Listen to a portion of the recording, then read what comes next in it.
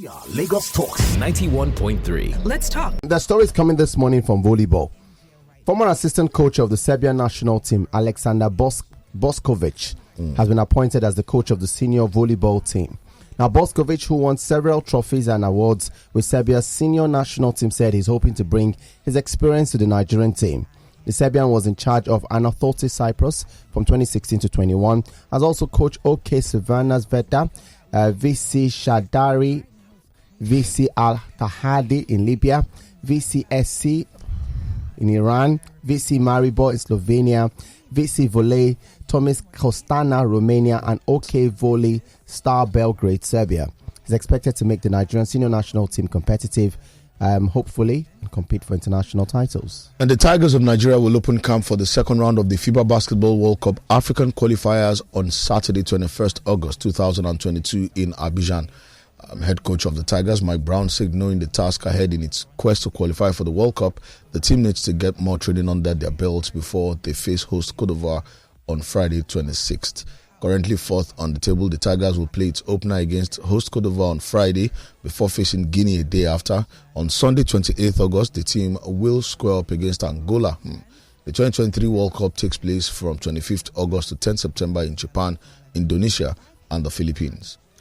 Well, we've also got updates coming through as well that barely a week to the start of the Northwest 2023 Africa Games men's qualifiers. This from Hockey Stories. African Hockey Federation has released the list of the technical panels for the event. The governing body of hockey in the continental listed 8 officials for the technical panels, and 3 Nigerians featured prominently on the list. The first Nigeria to be mentioned is Agabo Idiga, who will serve as representative of the African Hockey Federation. There's Itawaga Peter, technical official, and Koluk Jubril, who is the national umpire. The qualifier is scheduled to host in Abuja from August 25 to 30, 2022. And some boxing stories. Anthony Joshua says it will mean nothing to him to regain his heavyweight titles on Saturday. The 32-year-old can reclaim the WBA, WBO and IBF titles by beating Alexander Usyk in their rematch, and asked what it will mean to win back the titles after being written off by so many. The Briton said nothing. It ain't that big of a deal. For everyone else, it is. You are only as good as your last fight. Once I win, it will be what's next. Meanwhile, Bobarum believes Alexander Usyk will emerge victorious against Anthony Joshua once again, saying he's favoring the Ukrainian to win quite a bit. Usyk and Joshua face off for a second time on Saturday, with Joshua hoping to win back the WBA, WBO and IBF heavyweight belts. His Ukrainian opponent took off him back in September 2021. Well, in addition, Alexander Usyk's promoter Alexander Krysiuk says it was the blessing of the Ukrainian people that made the unified world heavyweight champion accept a rematch with Anthony Joshua despite his country being at war with Russia. We've got stories coming through as well from UFC. Kamaru, Usman and Leon Edwards will meet again 7 years after their first bout, but will now fight for the UFC welterweight title at Salt Lake City. Now, in his first fight, Usman beat Edwards by unanimous decision in December 2015 and continued a solid career path for him, while the Briton has suffered more to get to the big fight. Nigerian Usman is one of the most powerful champions in recent years, and this Saturday or Sunday morning for Nigeria at UFC 278, he would expose his welterweight title against Leon Edwards, who is presented as the main threat to end Usman's dominance. Dina Asher-Smith has called for more research into the effect of periods on performance after her cycle caused her to pull up with cramps at Munich 2022. Defending champion Asher-Smith initially thought her recovery strategy or hydration may be to blame after she limped out of Tuesday's 100 meters final, but after qualifying fastest for Friday's 200 meters final, Asher-Smith said girl stuff caused her calf cramp. From football stories, the draw for the 2023 Under-23 Nations Cup took place at the headquarters of the Confederation of African Football in Cairo on Thursday, with Nigeria offered an easy passage en route to qualifying for the tournament. The country's Under-23 team drew by to the second round of the qualifiers, where they faced the winners of the first round fixture between Tanzania and South Sudan. The competition will be hosted by Morocco and has been scheduled to hold in June of 2023.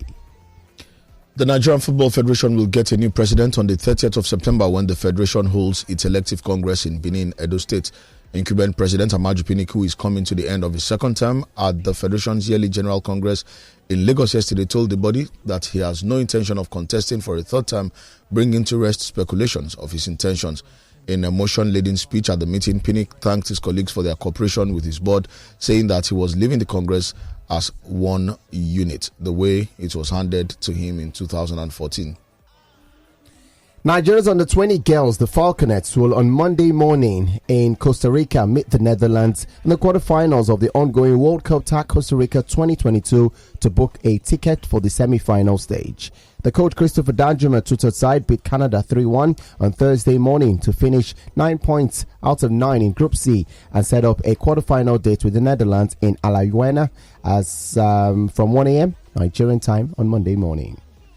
Mike Dean has admitted an error in not asking referee Anthony Taylor to check his pitch-side monitor after Christian Romero's hair pull on Marc Cucurella. Sports defender Romero grabbed Chelsea wing-back Cucurella near the end of Sunday's 2-2 draw at Stamford Bridge. Dean, the video assistant referee, allowed the incident to go and Harry Kane equalized for Spurs seconds later. He said, in the few seconds I had to study Romero pulling Cucurella's hair. I didn't deem it a violent act at that point, he said. Well, there's also stories coming out from transfer world as well. Manchester United fans, Casemiro is weighing up whether to accept an offer to join Manchester United or to continue his career at Real Madrid. The Brazilian midfielder wants to make a decision before the end of the week.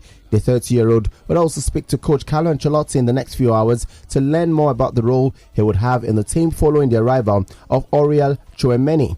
The former Monaco midfielder started ahead of Casemiro in Madrid's opening La Liga fixture against Almeria on Sunday.